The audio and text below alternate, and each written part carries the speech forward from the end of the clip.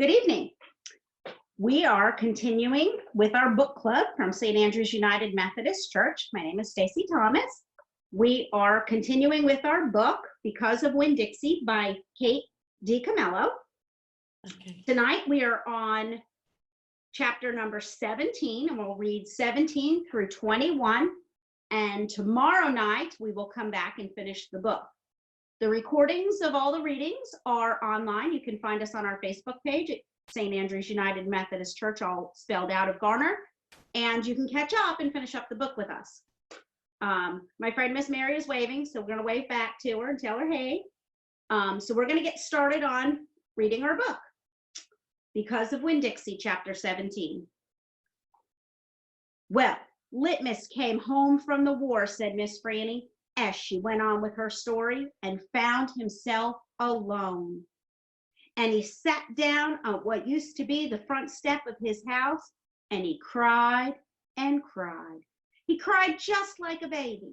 He missed his mama, and he missed his daddy, and he missed his sisters, and he missed the boy he used to be. When he finally finished crying, he had the strangest sensation. He felt like he wanted something sweet. He wanted a piece of candy. He hadn't had a piece of candy in years. And it was right then that he made a decision. Yes, ma'am, Litmus W. Block figured the world was a sorry affair and that he had enough ugly things in it. And what he was going to do was concentrate on putting something sweet in it.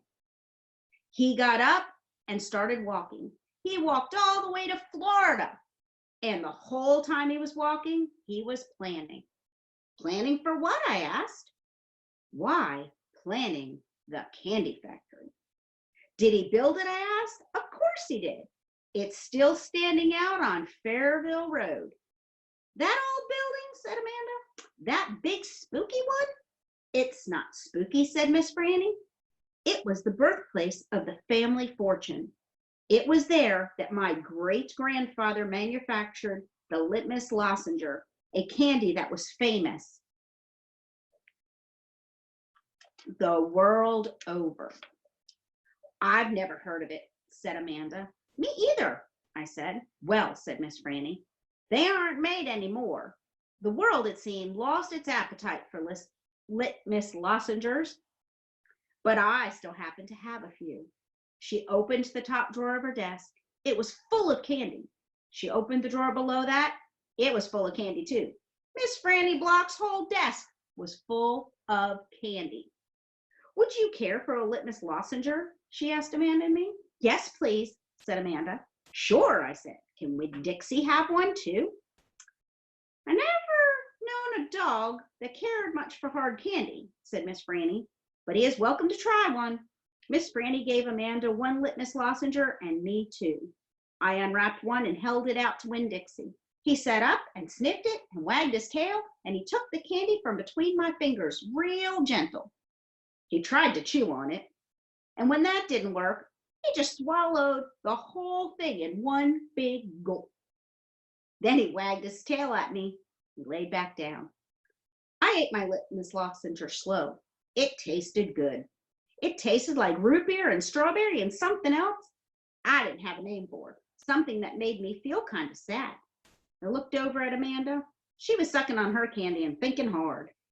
Do you like it? Miss Franny asked me. Yes, ma'am, I told her. What about you, Amanda? Do you like the Litmus lozenge? Yes, ma'am, she said. But it makes me think of things I feel sad about. I wonder what in the world Amanda Wilkinson had to feel sad about.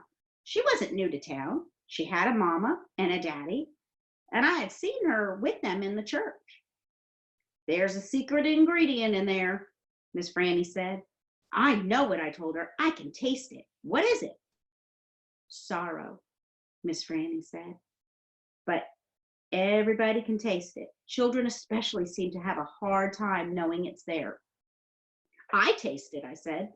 Me too, said Amanda. Well then, Miss Franny said, you've probably both had your share of sorrow. I had to move away from Wantley and leave all my friends, I said. That is one sadness I have had. And Dunlap and Stevie Dewberry are always picking on me. That's another sadness. And the biggest one, my biggest sadness, is that my mama left me when I was still small. And I can hardly remember her. I keep hoping I'll get to meet her and tell her some stories. It makes me miss Carson, said Amanda. She sounded like she was going to cry. I have to go. And she got up and almost ran out of the Herman W. Block Memorial Library. Who's Carson? I asked Miss Franny. She shook her head. Sorrow, she said. It is a sorrow-filled world. But how do you put that in a piece of candy? I asked her. How do you get that taste in there? That's a secret, she said. That's why Litmus made a fortune. He manufactured a piece of candy that tasted sweet and sad at the same time. Can I have a piece to take to my friend Gloria Dump? And another one to take to Otis down at Gertrude's Pets? And one for the preacher? And one for Sweetie Pie too? You may have as many as you want, said Miss Franny. So I stuffed my pockets full of Litmus lozenges and thanked Miss Franny for her story and checked out Gone with the Wind, which was a very big book. And I told Winn Dixie to get up, and the two of us left and went over to Gloria Dump's. I rode right past the Dewberry's house. Dunlap and Stevie were playing football in the front yard, and I was just getting ready to stick my tongue out at them. But then I thought about what Miss Franny said about war being hell, and I thought about what Gloria Dunlap said about not judging them too hard. And so I just waved instead. They stood and stared at me. But when I was almost all the way past, I saw Dunlap put his hand up in the air and waved back. Hey, he hollered. Hey, Opal. I waved harder and I thought about Amanda Wilkinson and how it was neat that she liked a good story the same as I did. And I wondered again, who was Carson? Chapter 18. When we got to Gloria Dump's, I told her I had two surprises for her and asked which one did she want first, the small one or the big one? The small one, said Miss Gloria. I handed her the Litmus lozenge, and she moved it around in her hands, feeling it. Candy, she said. Yes, ma'am, I told her. It's called a Litmus lozenge. Oh, Lord, yes, I remember these candies. My daddy used to eat them. She unwrapped the Litmus lozenge and put it in her mouth and nodded her head. Do you like it? I asked her. Mm-hmm. She nodded her head slowly. It tastes sweet, but it also tastes like people leaving. You mean sad? I asked. Does it taste like sorrow to you? That's right, she said. It tastes sorrowful but sweet. Now, what's surprise number 2? A book, I said. A book? Uh-huh, I said. I'm going to read it out loud to you. It's called Gone with the Wind. Miss Franny said it's a great book. It's about the Civil War. Do you know all about the Civil War? I have heard it mentioned a time or two, said Gloria, nodding her head and sucking on her Litmus lozenge. It's going to take us a long time to read this book, I told her. There are 1,037 pages. Woo, said Gloria. She leaned back in her chair and crossed her hands on her stomach. We best get started then. And so I read the first chapter of Gone with the Wind out loud to Gloria Dump. I read it loud enough to keep her ghosts away, and Gloria listened to it good. And when I was done, she said it was the best surprise she had ever had, and she couldn't wait to hear chapter 2. That night, I gave the preacher his Litmus lozenge, right before he kissed me goodnight. What's this? He said. It's some candy that Miss Franny's great-grandfather invented. It's called a Litmus lozenge. The preacher unwrapped it and put it in his mouth, and after a minute, he started rubbing his nose and nodding his head. Do you like it? I asked him. It has a peculiar flavor. Root beer, I said. Something else. Strawberry? That too. But there's still something else. It's odd.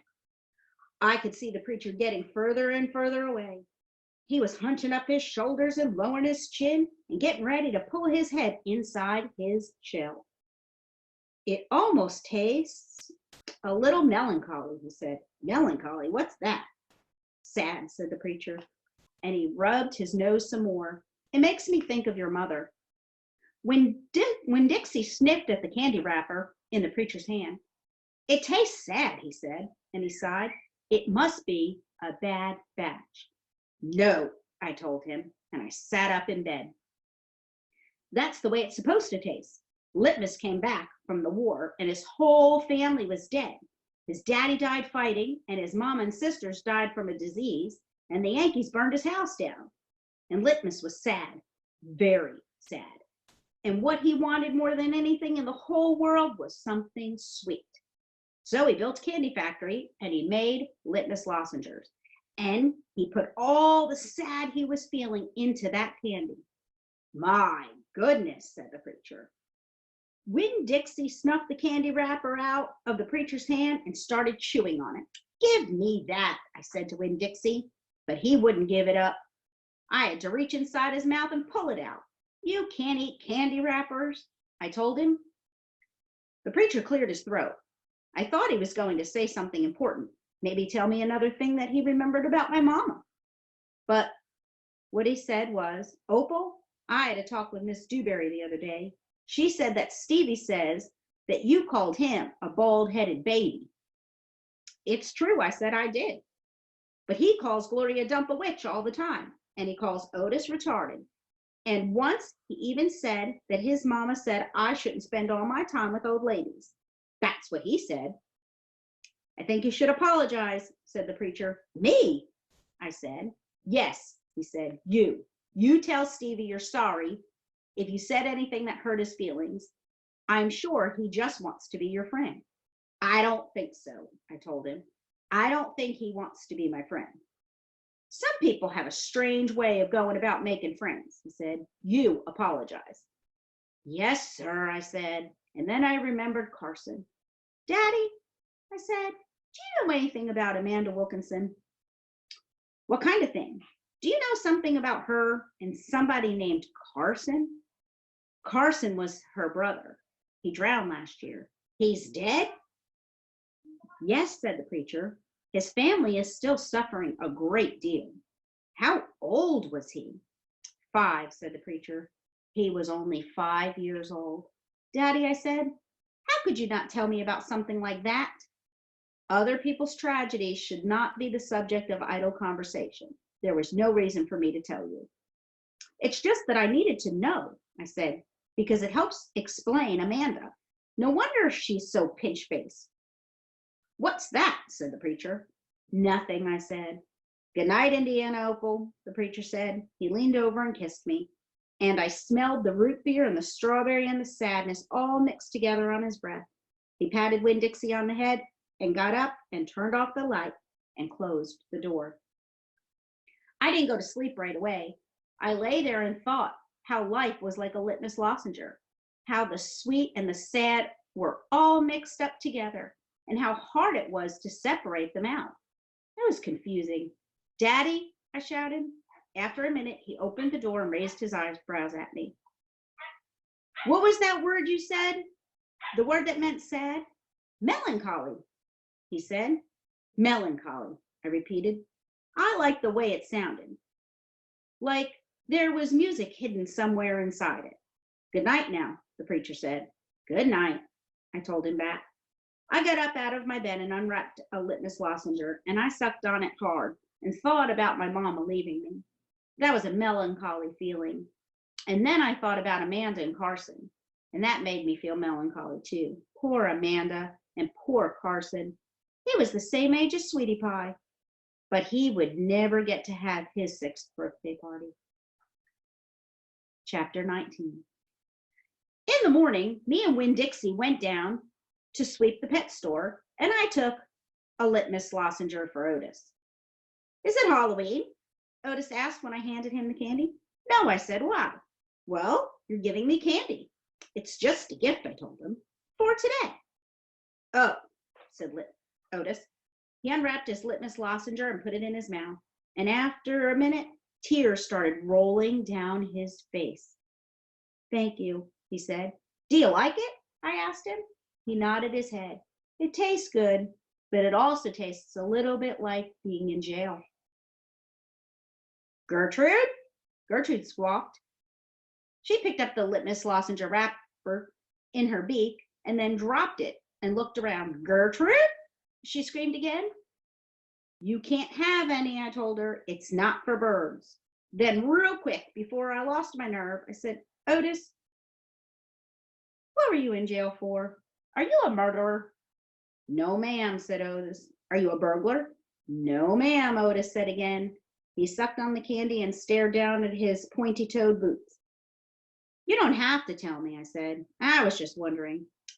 I ain't a dangerous man, Otis said, if that's what you're thinking. I'm lonely, but I ain't dangerous. Okay, I said, and I went into the back room to get my broom. When I came back out, Otis was standing where I left him, still staring down at his feet. It was on account of the music, he said. What was? I asked. Why I went to jail. It was on account of the music. What happened? I wouldn't stop playing my guitar. Used to be, I played it on the street and sometimes people would give me money. I didn't do it for the money. I did it because the music is better if someone is listening to it. Anyway, the police came and they told me to stop. They said how I was breaking the law, and the whole time they were talking to me, I went right on playing my music. And that made them mad. They tried to put handcuffs on me, he sighed. I didn't like that. I wouldn't have been able to play my guitar with them things on. And then what happened? I asked him. I hit them, he whispered. You hit the police? Uh-huh, one of them, and knocked him out. Then I went to jail. And they locked me up and wouldn't let me have my guitar. And when they finally let me out, they made me promise I wouldn't never play my guitar on the street again. He looked up at me real quick and then back down at his boots. And I don't. I only play it in here for the animals. Gertrude, the human Gertrude, she owns the shop. And she gave me this job when she read about me in the paper. And she said it's all right for me to play music for the animals. You play your music for me and Winn, Dixie, and Sweetie Pie, I said. Yeah, he agreed. But you ain't on the street. Thank you for telling me about it, Otis, I said. It's all right, he said. I don't mind. Sweetie Pie came in and I gave her a litmus lozenge, and she spit it right out. She said that it tasted bad. She said that it tastes like not having a dog. I swept the floor real slow that day. I wanted to keep Otis company. I didn't want him to be lonely. Sometimes it seemed like everybody in the world was lonely. I thought about my mama. Thinking about her was the same as the hole you keep on feeling in your tongue after you lose a tooth. Time after time, my mind kept going to that empty spot, the spot where I felt like she should be. Chapter 20. When I told Gloria Dump about Otis and how he got arrested, she laughed so hard she had to grab hold of her false teeth so they wouldn't fall out of her mouth.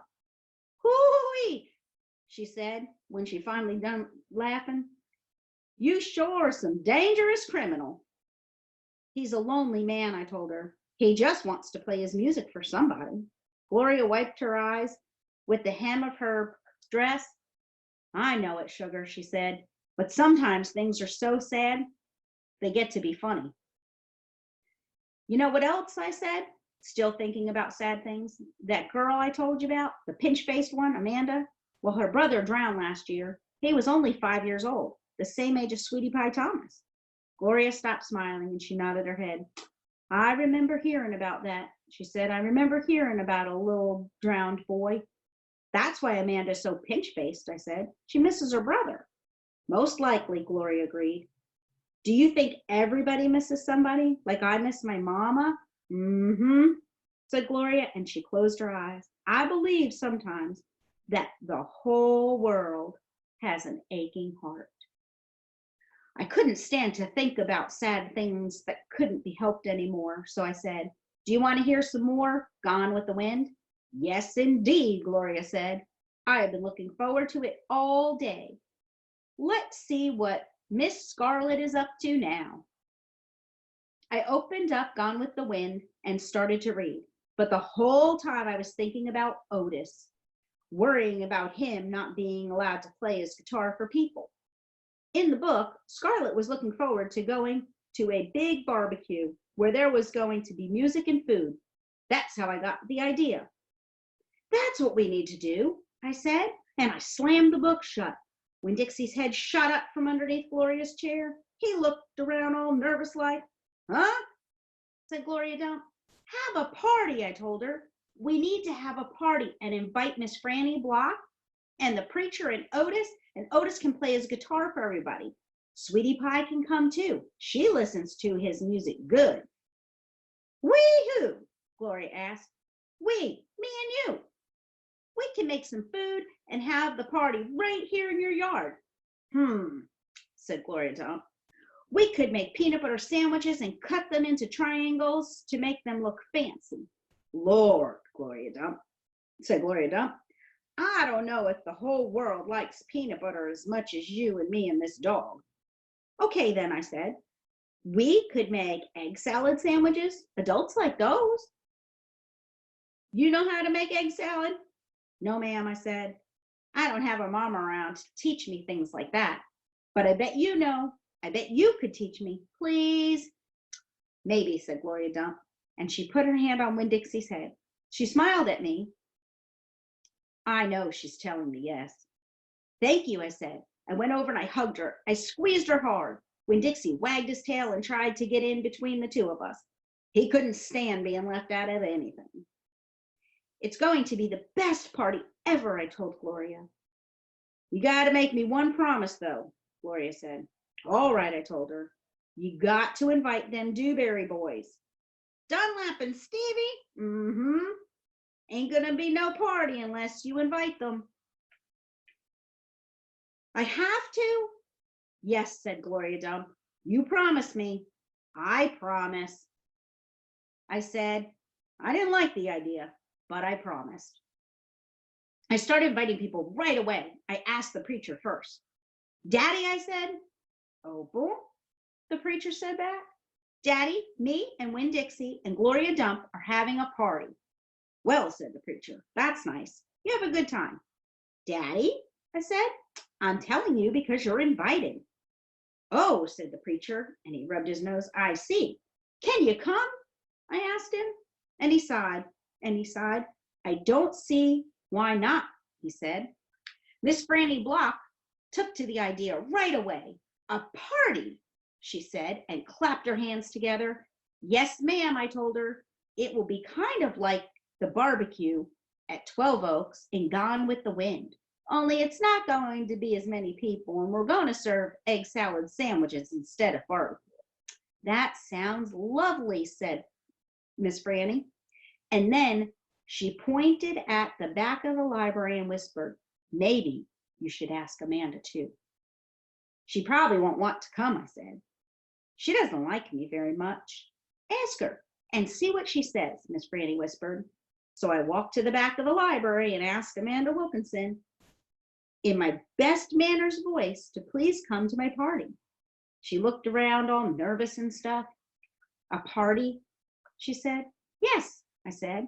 I sure would like it if you could come. She stared at me with her mouth open. Okay, she said after a minute. I mean, yes. Thank you, I would love to. And just like I promised Gloria, I asked the Dewberry boys. I ain't going to no party at a witch's house, Stevie said. Dunlap knocked Stevie with his elbow. We'll come, he said. We will not, said Stevie. That witch might cook us up in her big old witch pot. I don't care if you come or not, I told them. I'm just asking because I promised I would. We'll be there, said Dunlap, and he nodded at me and smiled. Sweetie Pie was very excited when I invited her. What's the theme? She asked. Well, there isn't one, I said. You gotta think of a theme, she told me. And she stuck her knuckles in her mouth and then pulled it out. It ain't a party without a theme. Is this dog coming? She asked. She wrapped her arms around Winn-Dixie and squeezed him so hard that his eyes almost popped out of his head. Yes, I told her. Good, she said. You could make that the theme. It could be a dog party. I'll think about it, I told her. The last person I asked was Otis. I told him all about the party and that he was invited, and he said, "No, thank you." "Why not?" I asked. "I don't like parties," said Otis. "Please," I begged him, "it won't be a party unless you come. I'll give you a whole free week of sweeping and arranging and dusting. If you come to the party, that's what I'll do." "A whole week for free?" Otis said, looking up at me. "Yes, sir," I told him. "But I don't have to talk to people, right?" "No, sir," I said, "you don't. But bring your guitar. Maybe you could play us some music." "Maybe," said Otis, and he looked down at his boots again real quick, trying to hide a smile. "Thank you," I told him. "Thank you for deciding to come." Chapter 21. After I got Otis convinced to come, the rest of getting ready for the party was easy and fun. Me and Gloria decided to have the party at night when it would be cooler. And the afternoon before, we worked in Gloria's kitchen and made egg salad sandwiches. We cut them up in triangles and cut off the crusts, and we put little toothpicks with frilly tops in them. When Dixie sat in the kitchen and looked up at us the whole time, he kept on wagging his tail. "The dog thinks we're making these sandwiches for him," said Gloria Dump, when Dixie showed Gloria all his teeth. "These ain't for you," she told him. But when she thought I wasn't looking, she gave Winn-Dixie an egg salad sandwich without the toothpick. We also made punch. We mixed together orange juice and grapefruit juice and soda in a big bowl.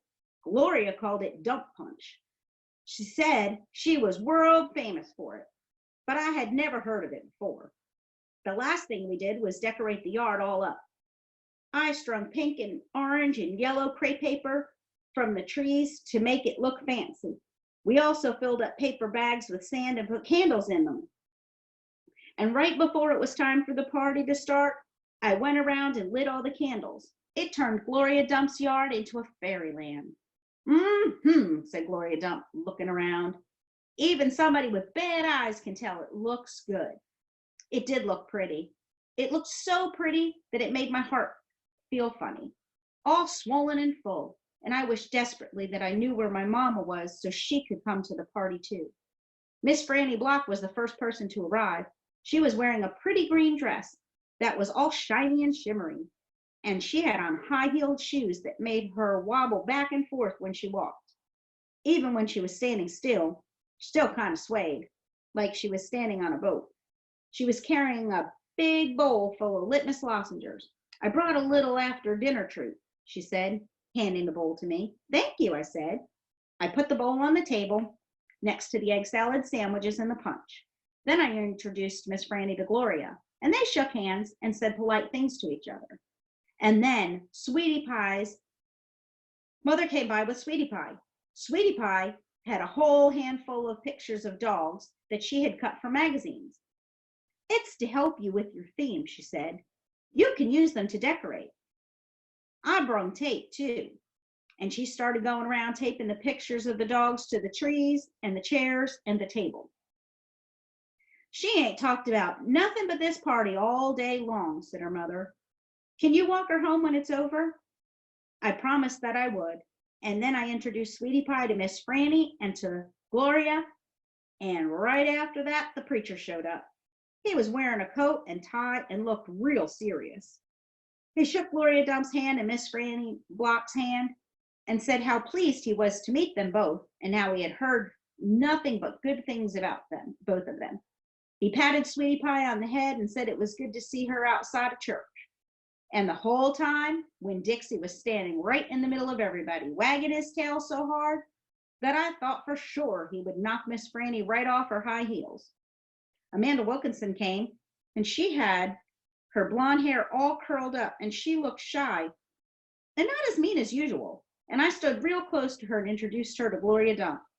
I was surprised at how glad I was to see Amanda, and I wanted to tell her I knew about Carson. I wanted to tell her I understood about losing people, but I didn't say anything. I was just extra nice. We were all standing around smiling at one another and acting kind of nervous when a real squeaky voice said, Gertrude is a pretty bird. When Dixie's ears went straight up on his head, and he barked once and looked around. I looked too, but I didn't see Gertrude or Otis. I'll be right back, I said to everybody. Me and Winn Dixie went running around to the front of the house, and sure enough, standing there on the sidewalk was Otis. He had his guitar on his back and Gertrude on his shoulder. And in his hands, he was holding the biggest jar of pickles I'd ever seen in my life. Otis, I said to him, come on around back. That's where the party is. Oh, he said, but he didn't move. He just stood there holding onto his jar of pickles. Dog, screeched Gertrude. She flew off on Otis's shoulders and landed on Winn Dixie's head. It's all right, Otis, I told him. It's just a few people, hardly any people at all. Oh, said Otis again. He looked around like he was lost. Then he held up the jar of pickles. I brought pickles, he said. I saw them, I said. It's just exactly what we needed. They go perfect with the egg salad sandwiches. I talked to him real soft and gentle and low, like he was a wild animal that I was trying to get to take food out of my hand. He took one tiny step forward. Come on, I whispered, and I started walking, and Winn Dixie followed me. And when I turned around, I saw Otis was following me too. Tomorrow night, we will read the end of Because of Winn Dixie. Have a good night.